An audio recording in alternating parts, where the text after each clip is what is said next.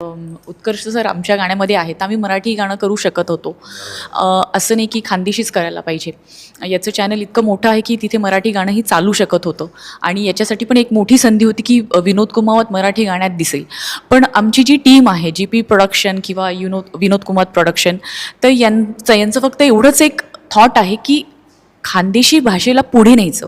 मग त्याच्यासाठी नवीन नवीन कलाकार किंवा आपले जे सिनियर आहेत किंवा जे नावाजलेले आहेत ते आपल्या जॉईन झाले पाहिजे आपल्याला आणि त्यांच्यामार्फत आपलं गाणं मोठं झालं पाहिजे, आपली भाषा मोठी झाली पाहिजे. आपल्या भाषेतलं गाणं फक्त खानदेशापुरती मर्यादित नाही राहिलं पाहिजे, तर ते महाराष्ट्रापर्यंत गेलं पाहिजे. तर तोच एक छोटासा प्रयत्न होता की म्हणून ह्या गाण्याची स्पेशली दखल सचिन गोसावी सरांनी म्हणजे सोनी मराठी टीमने घेतली.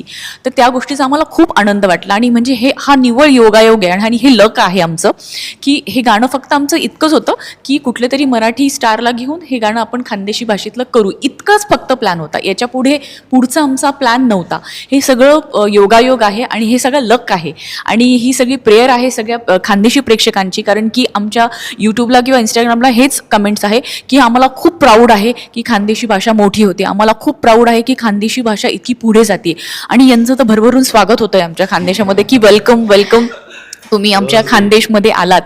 आणि म्हणजे तुमच्यामार्फत मला सगळ्या ऑडियन्सला सांगायचं आहे की आम्ही असेच प्रयत्न करू आणि तुमचा सपोर्ट असाच असू द्या आणि खानदेशी भाषेला आता अजून गड जिंकायचा आहे.